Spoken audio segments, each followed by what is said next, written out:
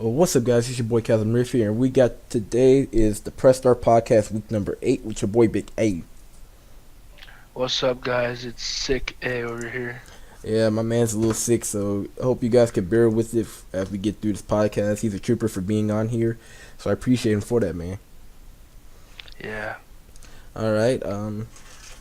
First things first, I guess you could take over in this story because you're passionate about this type of genre. Um, PUBG is having an update. You want to tag in for it?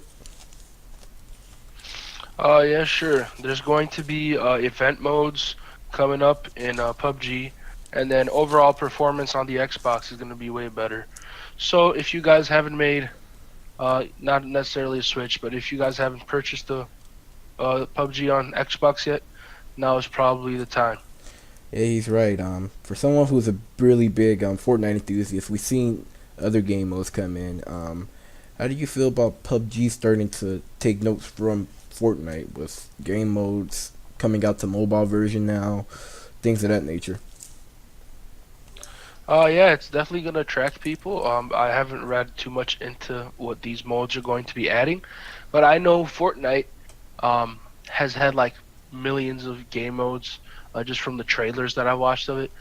And then also, if you guys have played recently, the Blitz, squad and duos, or squad and solos, I believe. So if you don't know what that is, it's pretty much a regular game, but the storm is already coming in and the loot is better, so like fast paced. Oh wow, I didn't know about that. Before I tag in right here, we should probably do the question of the day because I think it's a good time to hop into it now.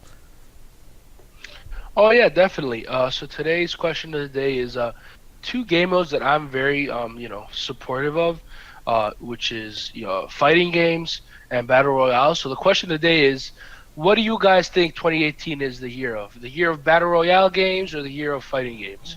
Yeah. Personally, if you would have told me this 2 weeks ago, I probably would have said this is the year of battle royale. After H1Z1 Fortnite and PUBG doing their own thing, and then the Drake live stream. But after seeing more updates come out for these video games, I think I might have to lean towards the year of the fighting game. Yeah, I can definitely see that argument. We also have the fighters update. We also have the later topic we're going to talk about.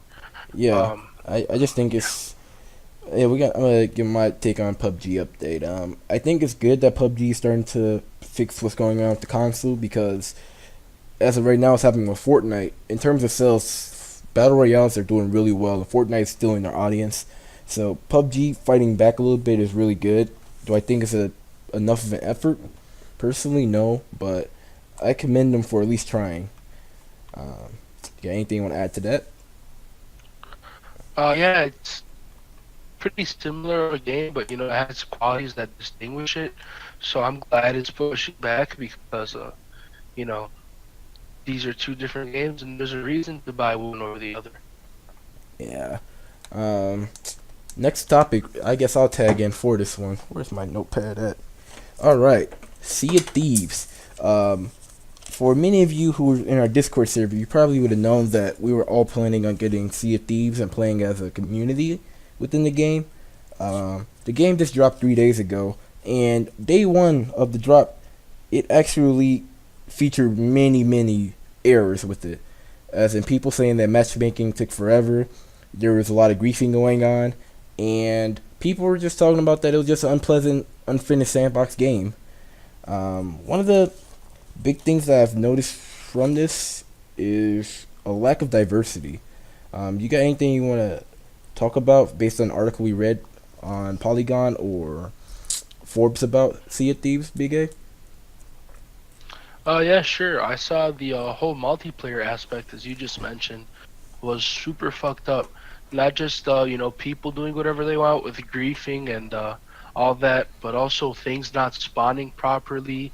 Being a slow experience in general, and then also I'm personally bummed, as you said, because we were planning to get the community on there, and fuck some people up, and now we can't really do that.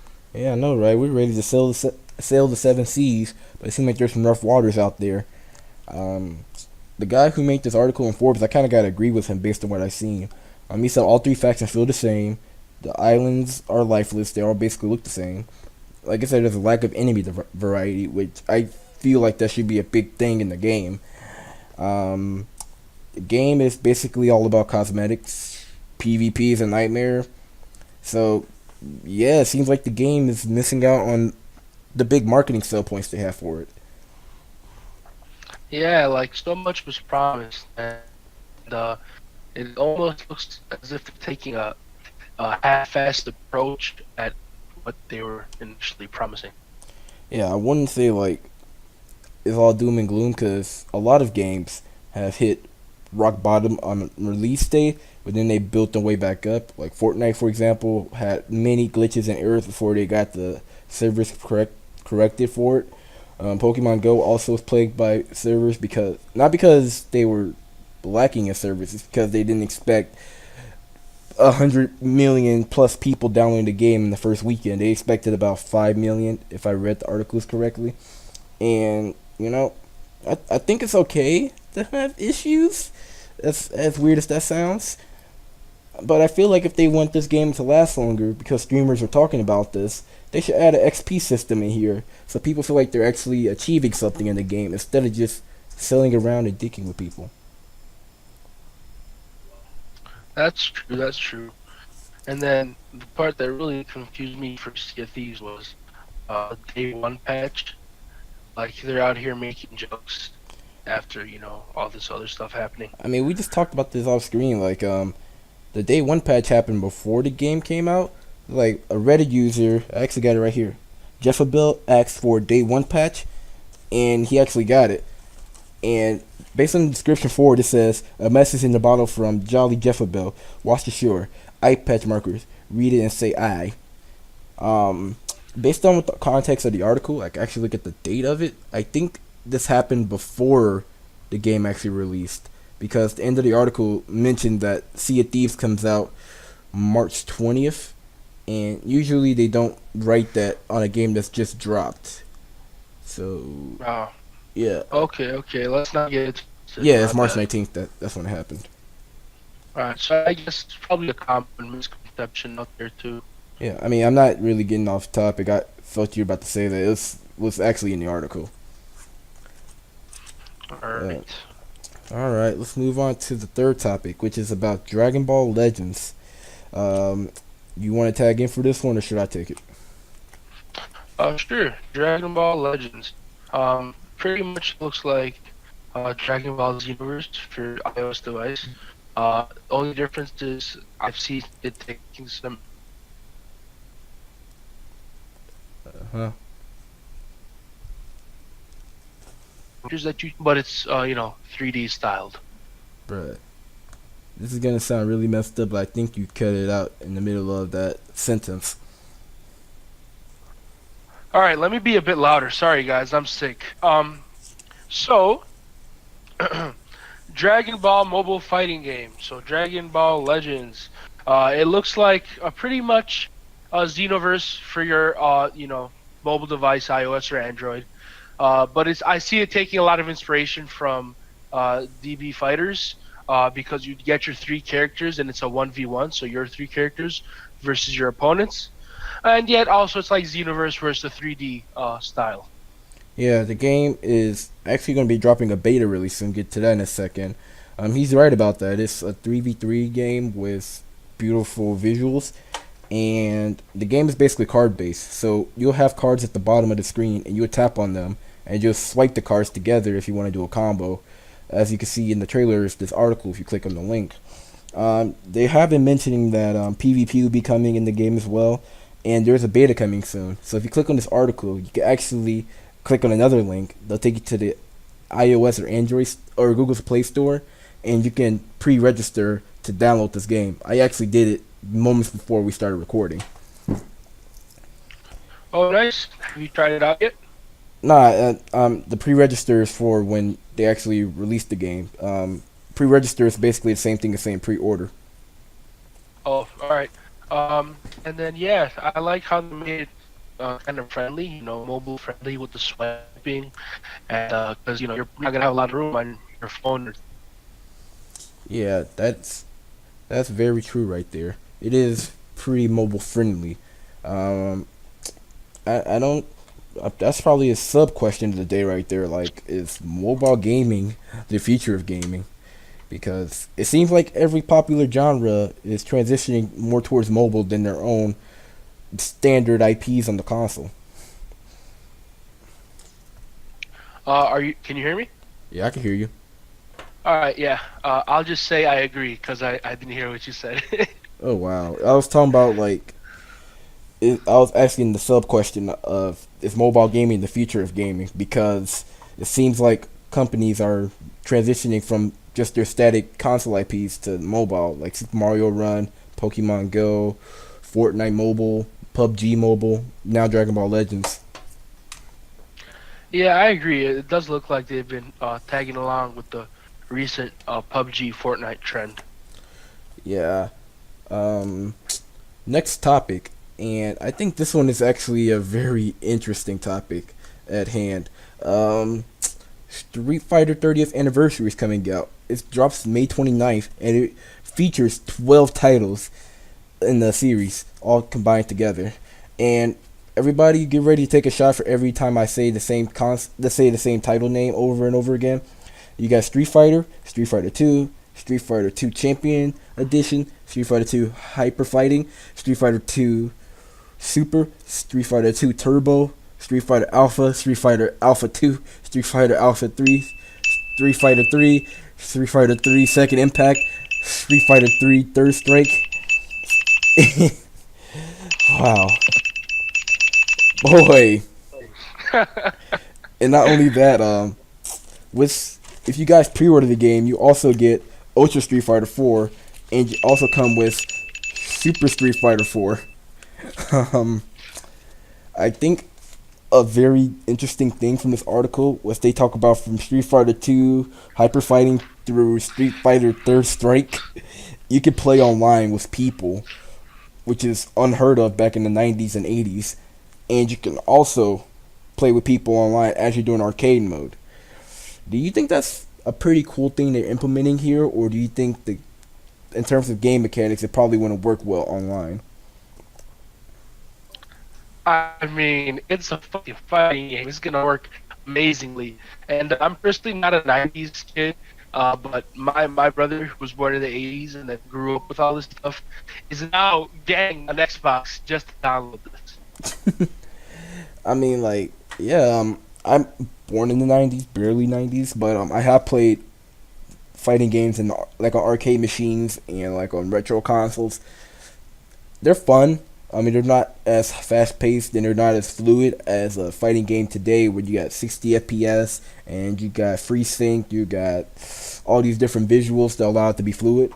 The reason I asked that question is because when you play those arcade versions of those games, you can actually feel the game being very laggy. As while you're moving your joystick, you're moving like you're holding onto it for like 5 seconds, but all they do is like take 5 or 6 steps. If you do that now in the game, they're probably gonna move halfway across the screen in like 2 seconds.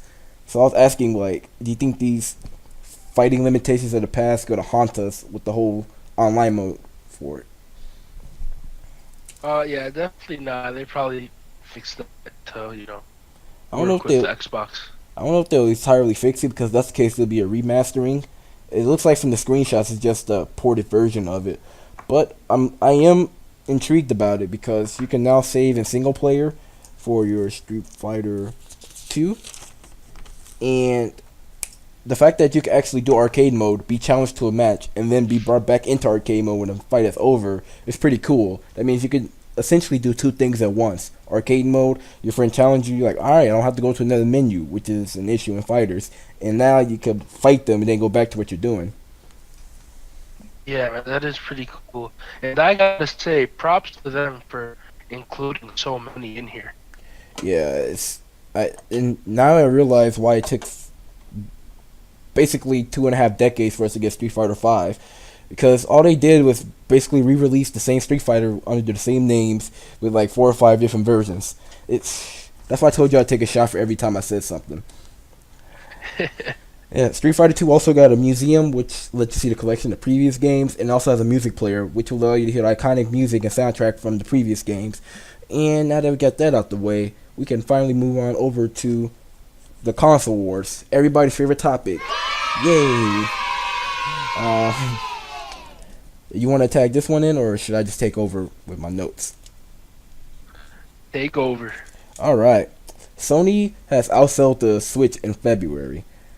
This shouldn't really come as a shock because last year around October, Sony also outsold the Switch because they released their golden PS4. I forgot exactly which month that was, but they outsold the Switch because of that. And Sony has really been hitting the market really hard with these sales for their console so far. But it's not to say that Microsoft and Nintendo are flopping because they made up for 55% of the $360 million sales growth of last month. And sales are about 79% higher than they were around this time last year. Um, Based on what you're hearing right here, Big A, do you have any theories or speculation to why they're exactly selling so well this year compared to last year when they were newer? Well, they're definitely still setting records out here and making that money. But this time around, they got all be released, and so yeah, that adds some momentum to their sales. Yeah, I think what really is driving this is the fact that around, if I remember correctly, around March is when the Switch dropped to the world, and I remember around that time they were selling like hotcakes to the point where I think they said about 2 million units or so within a couple weeks, which was somehow a record, which surprises me. But that's beside the point. The thing is, the chip that was inside the Switch, that it was only made by one manufacturer, and the one manufacturer also made chips for a specific phone company. Take a guess at which company it was that used the same chips as the Switch. Samsung. No, I thought you would say it because you have it. It was Apple. So Oh, yeah, so the manufacturer basically by a I'm lot dumb. by logic they will go with Apple for it because they'll make more money off of the return investment.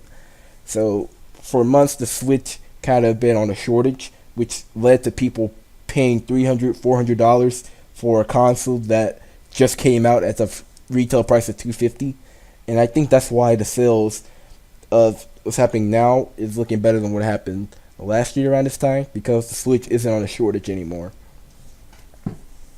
I see. I see. So we got more product to be spreading out to the people. Yep, and then you got the PS4 that's also out. I mean PS4 Pro that's out, and you got the Xbox One S, X. Both of them were not out at around this time last year, so that's in driving sales. Sony bringing on more exclusive IPs. Nintendo's recent direct allowing people to see Splatoon 2, Smash Bros for the Switch. Microsoft starting to bring out hot new games. Dragon Ball Fighters. I actually got a friend who bought a Xbox One just so they could play fighters on their own free time. Like, there's reason why things are happening now compared to last year. So, True. so yeah, it's looking like it's a promising year. I can't lie. And now we can move on to probably the most interesting story out of all of these, in my opinion. It's about Nintendo and E3. I think you should take over for. Do you mind if I take the first topic and then you take the second one? Go ahead. All right. The reason I want to take over the first one is because this is near home to me. This is the start of my channel. Was on Splatoon. Um, at E3 this year, Nintendo will be hosting a Splatoon 2 tournament. 4 of the best teams from around the world will compete. That means the best from America and Canada. That's 1. Europe, 2. Japan, 3. And then Australia. For US and Canada, the qualifiers will start on April 21st. And you can sign up online. So if you click this article link that we have down below, you can find another hyperlink to it. And basically, you'll compete in online matches, and if you are the champion there, you'll qualify to play in this 4-person tournament at E3 this coming summer. And this is the first time they're actually hosting a world championship for the Splatoon series. I'll let you take over, Big A, with the second part of this. And the continuation to this is Smash Bros. They will also have a Super Smash Bros. At this year's E3. Yeah, Smash Bros will be played at E3 this year in a tournament. This is very similar to what happened in 2014, where the best players in the world got to play the unreleased Wii U version of Smash 4 at a tournament, and the winner got a prize. Um, Speculation has come out that people may be able to actually demo the Smash Bros for the Switch on the floor at E3 at this conference. Do you think that will happen? Yeah, it's probably gonna happen. And then at the same time, they're going to feature, everyone's favorite players and the best players, such as Mango, Hungry Box, and Zero. Yeah, I'm actually looking forward to see Mango and Zero go at it. Um, Fuck yeah. yeah, another, I guess just like two or maybe three questions I got about just this topic alone that I want both our opinions on. Does this suggest that this is going to be a Switch port of Smash 4, or this is going to be a new game based on the information? What do you think? Man, we've always been saying that it's gonna be a port, and like I don't know, I'm kind of unsure to be honest with you. I mean, the reason why people are saying it's a port is because like the way they revealed it at their Nintendo Direct was vastly different than when they reveal a brand new game. Like when they reveal a brand new game, they actually give us a little slice of what's to come.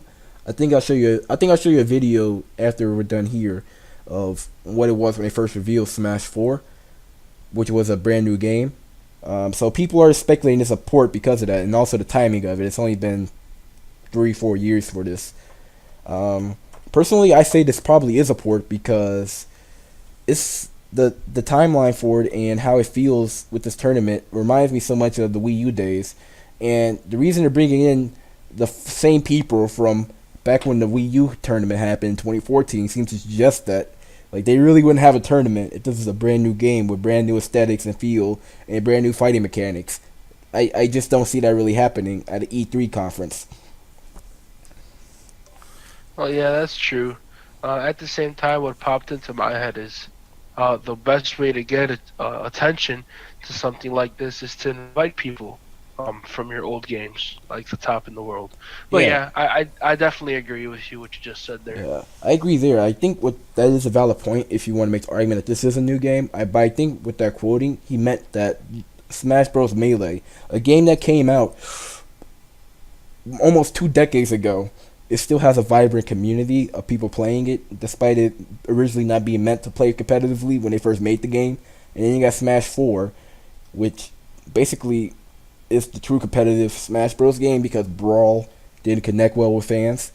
Because you got those two communities still going strong within the gaming community and a little bit of Smash 64, I think they meant was that they wanted those communities to come together and enjoy on an updated, seamless new console, such as the Switch, because Smash Bros, in my opinion, compared to most fighting games, is more about like playing together and more about community like aspect, and they're more eco friendly about it when it comes to PvP compared to other fighting games where you gotta jump through 45 loops just to connect online.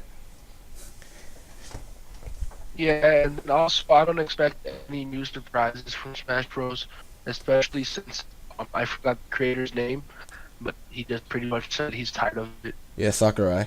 Um, I think they're just gonna be like Pokken Tournament Deluxe. Like Pokken Tournament when it came out, they had like tournaments around the world for pre-release, a pre-release tournament around different parts of the country. One was particularly Chicago, and we got to people got to demo the game if they were able to sign up in time, and it was a cool experience. When the Switch came out though, they were able to port over Pokken Tournament over to the Switch and call it Pokken Tournament Deluxe Edition, which was basically the same game but with more characters, and they actually added more DLC into it, and it was a cleaner system than the Wii U version. That's why I'm leaning towards Smash 4 being a port because of Pokken Tournament, a literal fighting game, followed that direction with the Switch. Mario Kart 8, a very popular game on the Wii U, also had a deluxe edition for the Switch. You got Breath of the Wild came out on the Wii U, but they pushed the release date back just so they could develop it and drop it at the same time as the Switch. So three very popular games, along with Splatoon 2, kind of just give me that vibe that this will be not a brand new game, but a new port for the Switch. Yeah, I agree with you there. But also, there's perspectives that you and I probably can't see. So, to anyone, Wait, you cut out again. I think you're speaking too low again. Big A, don't tell me you died, you see man. that I died. Yeah, like you cut out right when you're talking about it. I think you're talking too I, low I, again. Yeah, I believe I'm talking too low. Sorry. Anyways, what I was saying was, again, there's probably other perspectives that you and I cannot see. So I'd have to leave it up to the community. Yeah, Is there any perspective that we cannot see on this being a new release? Or if you think it's support, let us know. yeah. I mean, that's what it's all about at the end of the day. This is just speculation until E3. Like, there's gonna be some things we speculate on that's gonna be right. Some things that's gonna be wrong. Some things we don't even see coming. So that's why I leave it up to discussion. Like what people are doing right now is trying to find evidence to suggest it. If it's a port, I'm fine with it. That means I don't have to learn a new mechanic to play this game. If it's a new game, then hey, that's even better for the Switch itself because new game means I don't know new customers coming in, and hopefully the community won't be toxic at the end of the day. I would also prefer a new game, but I mean, have you even at played the Smash same, 4? I have played Smash on my DS before, um, But but do you own the game? no, not currently. Because that's a little interesting that you want a new game despite not owning the current one.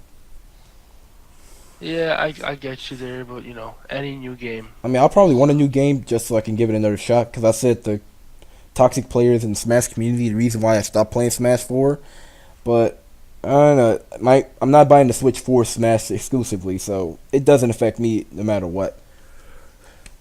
I think my next question that involves around this whole Nintendo cracking down on their games and really hitting the market hard is well, let's talk about earlier with Splatoon 2 and then the other games like Pokken Tournament and Mario Kart 8. It seems like they're opening the floodgates right now for an esports community to come together within the Nintendo platform.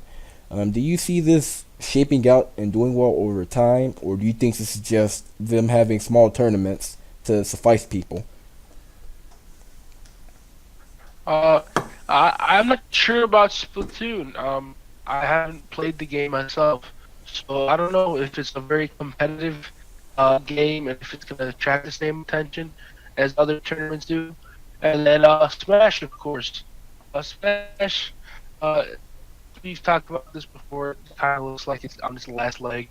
I do see it gaining some traction because of them inviting Mango Zero and Hungry Box over, but it is really up to the fans and seeing Yeah. uh, what they believe. I think you're still misquoting me to this day because I never like said Smash is on its last legs. I said that like the community isn't very inviting.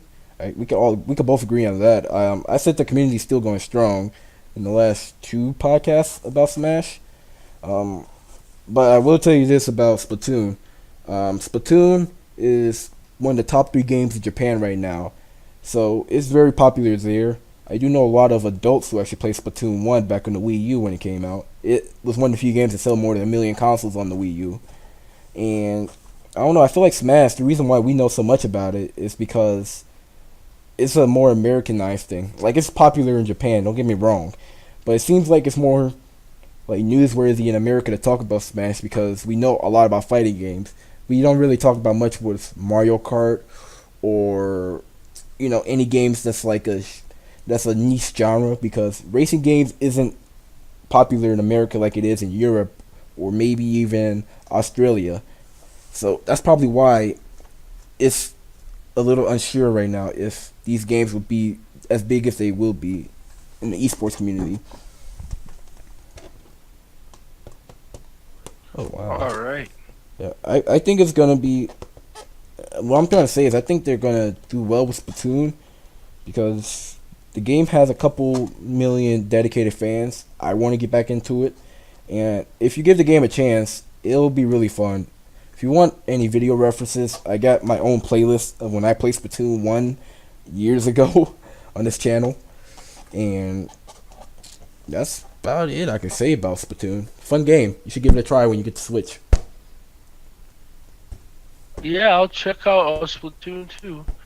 And It's then for Smash Bros, sorry for misquoting you there. But hopefully the community is as inviting as it is known to be. I doubt it'll be inviting, but only time will tell. Hopefully there's not that many controllers breaking and not too many TVs getting knocked over at tournaments anymore. Watch out for little Timmy. Yep, I actually was watching a Smash compilation.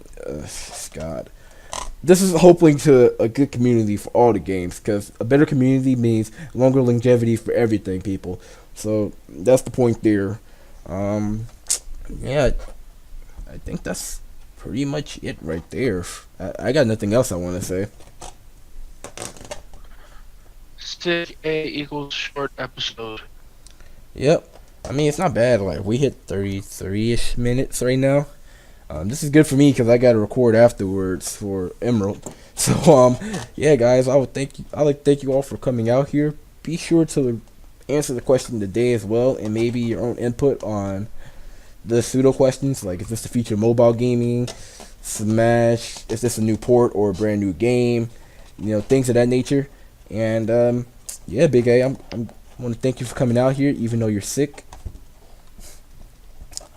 All right. All right. And yeah, guys, if you're new here, be sure to leave a like as well as a subscription down below. Check out the Twitter, Twitch links as well, and the Discord server. Anyway, guys, I'm about to get out of here and probably play Dragon Ball Fighters in the kitchen with some of my friends because they asked me about it. The gates for are open, and I guess I gotta go close them. So, bye. Kamehameha. All right.